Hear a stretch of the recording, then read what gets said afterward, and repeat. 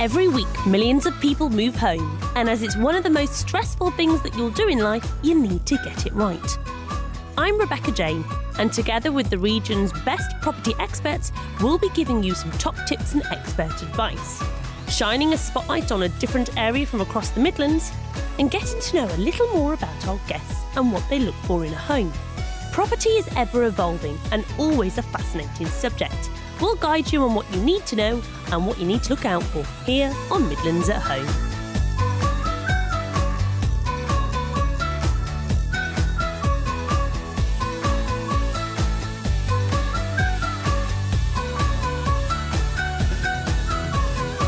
Hello, I'm Rebecca Jane and welcome to Midlands at Home. On this week's show we're going to be discussing mortgages, and joining me now is Jeffrey Potter from Jeffrey A. Potter & Co. Jeffrey, welcome back. Hi, lovely to have you with us. I'm good, how are you? Yeah, we're great. Now mortgages, I mean, it's a huge area. We touched upon it briefly last time. There's loads of products and loads of options. If we can perhaps start at the beginning and break them all down. We've got fixed, capped, discounted, variable. Let's start off with one that probably most of us know and feel comfortable with, and that's a fixed type mortgage. So just briefly explain a little bit what that is. Well, the fixed rate option today is extremely popular, particularly as interest rates are still very, very low, and there is talk about rates going up. And certainly in my small company, we've been advising our clients to get their mortgage payments fixed, probably for a longer term, around about the 5 year, which will obviously take us through to the next government. But if you're talking about first-time buyers, it's the right thing to do. Their payments are fixed for a duration, 3, 5 years, maybe 2 sometimes. They haven't got to worry about their repayments going up or maybe coming down. Well, can't do they'll be going down very often. Certainly they'll be going up, but when we don't know.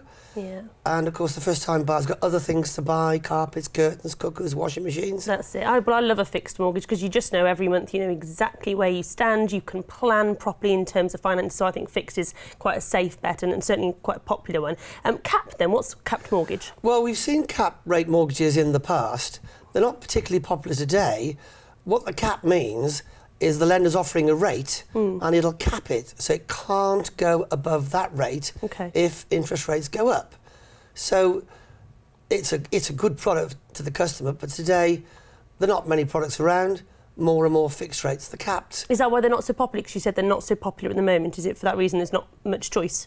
No, there is a bit of choice, not very much.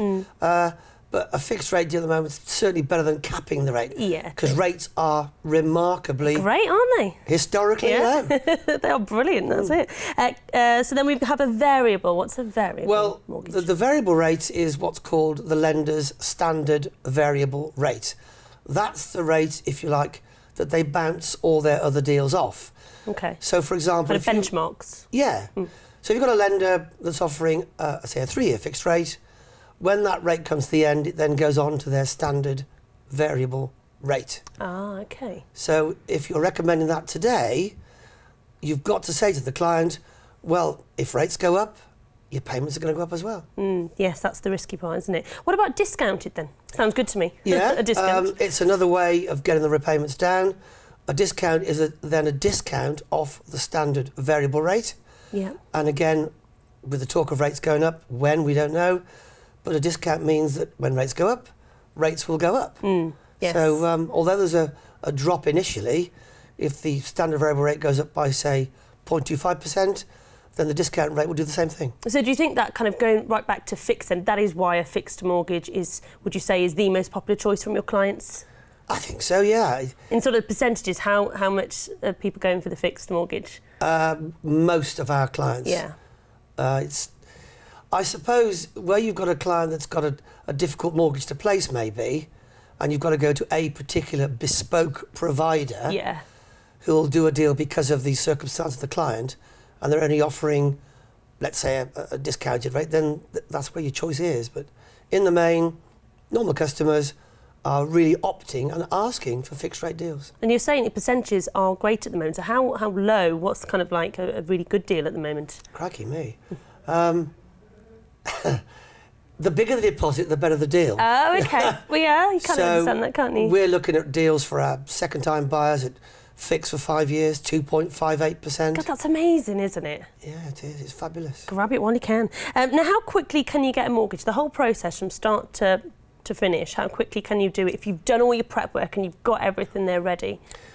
Well, we've always maintained the best way to get a mortgage is to go via an independent mortgage broker or an independent financial advisor and take everything that you think he might need. Yeah. For example, today you've got to prove who you are. You've got to prove where you live. Yeah. Now the lenders want to see bank statements. They want to see wage slips, P60. If you're a first-time buyer, don't throw your wage slips away. Right, okay. Don't throw your bank statements away because you'll have to produce them. So from my company's point of view, we make an appointment, we tell them to bring these things in. Most of the lenders require us to package the deal on their behalf, so we'll send everything in to them immediately. Yeah, so there's a lot of work that you have to do to then send it to the lender and then off you go from there. So we're saying probably need your passport maybe, or a driving licence, proof of ID from your address, 3 months bank statements, wage slips, or what about if you're self-employed, what would you need then?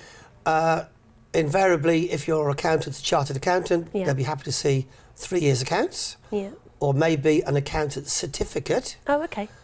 Or the latest thing is what's called SA 302s. Right, okay. Which is the sort of form you get from the revenue, which tells you what tax you've got to pay. Accounts are okay. If you've got 3 years accounts, bring them in. Yeah.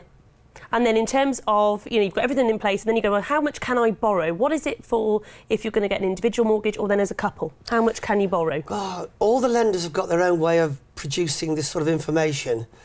It's best to go and see an independent, particularly if you're, say, a first-time buyer wishing to borrow up to the maximum. Most lenders work off somewhere between 3.5 and 4 times income. But, of course, you've got 1 or 2 lenders who are more generous. I could think of people like the Principality Building Society from Cardiff. Yeah. Wales' biggest lender. They'll consider up to 5 times joint income. That's amazing, isn't it?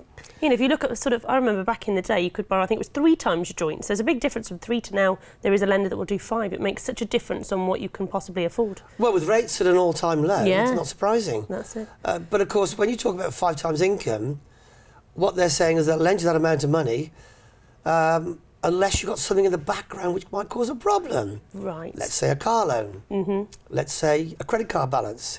All these factors will now be taken off your affordability and your ability to borrow.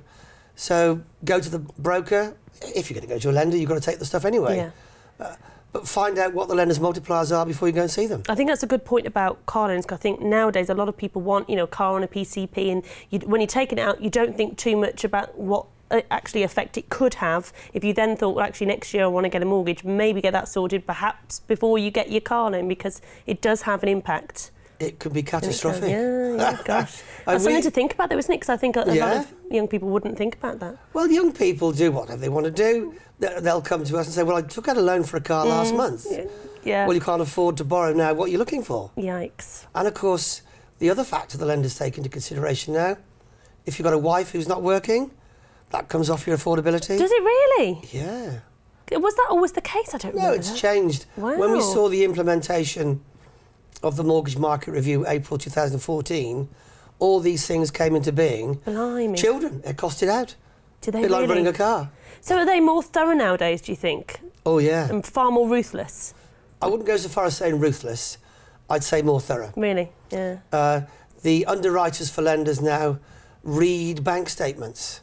Do they? They do indeed.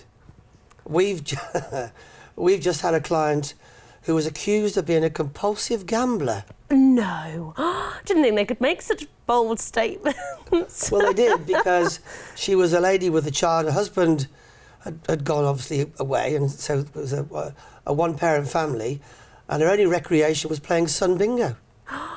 £15 a week. Wow. There you are. Gosh. It's the way it's changed. Blimey. Now, in terms of years then, how much can you borrow over a period of time? So it used to be, up to 25 years? Has that changed?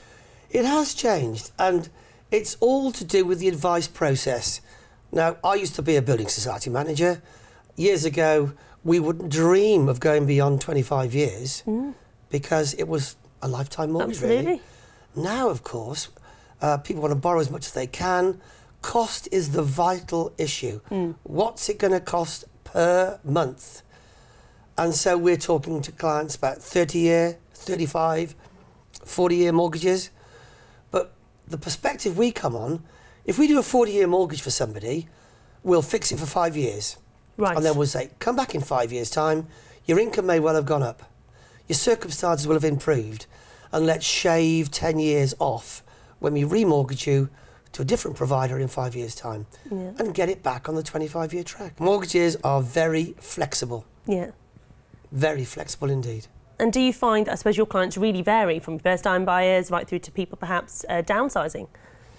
We get right across the spectrum of customers. Yeah. First-time buyers we do a great deal of, and I really do enjoy talking to first-time buyers. They're excited. Yeah, it is exciting. It's the first house, and they want to get the best they possibly can, and we can provide it because we've got access to every lender. Yeah, absolutely. Well, after the break, we'll be discussing far more on mortgages, plus revealing some new news in the industry. So, see you in a few minutes.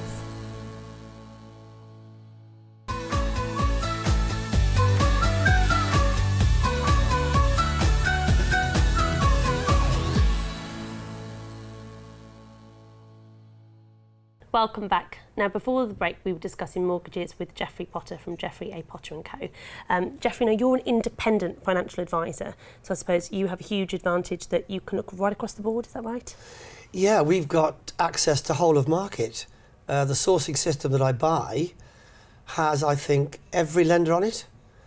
And so we can source by lender if you wish, by product, or we can just get the machine to do the walking for us. Brilliant. And I suppose the difference is if you go direct to somebody, they're going to have maybe a handful of products, but you were saying actually that the products that you've got available are enormous. You were talking the thousands. Well, on the sourcing system we've got, there are 16,600 different products. Gosh, that's amazing. A lot of choice. There are a lot of choice. And then there's keeping on top of it all, because I suppose, do these products change on a daily basis, weekly basis? Well, I tend to update my system on a Monday morning. Right. Or if a new customer comes in immediately. Yeah. And then you get every single possible deal.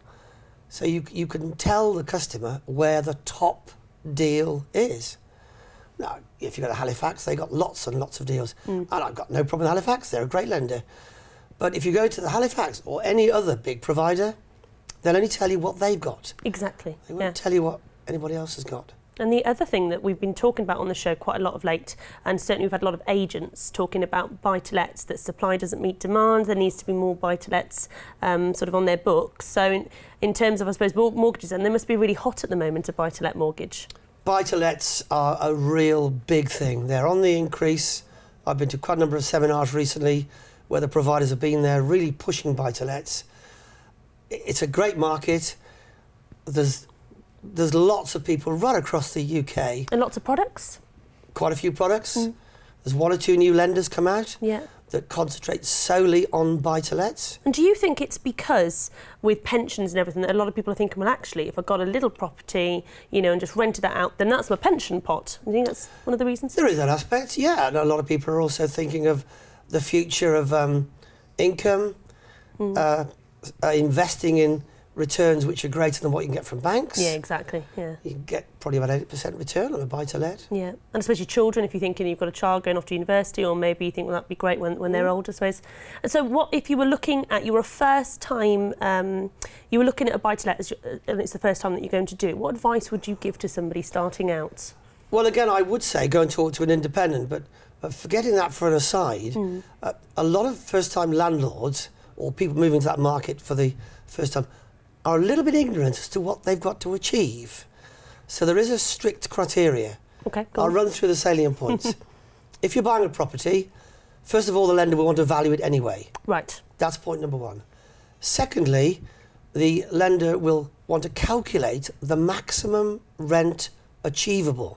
So if you're going to buy, go and talk to a letting agent and say, what can I get per month for this property? Yeah. Because that might be different to what the valuer thinks.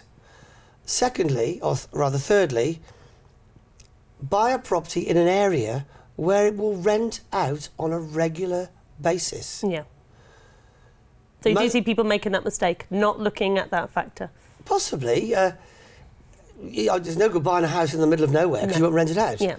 But the lender will be asking its valuer to report back, is this property in an area where it will rent out on a regular basis? Yeah.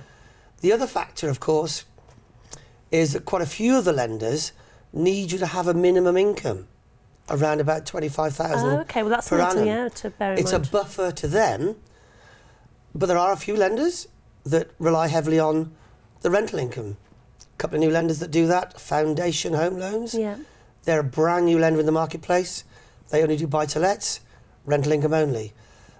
Pepper Home Loans have just come out. Yeah. They're an Australian bank. Okay. They're in the market. They've got some good products. The other factor, of course, is the calculation of the rental income. Now, listeners, this is a little bit complicated, but the lenders do it this way in the main.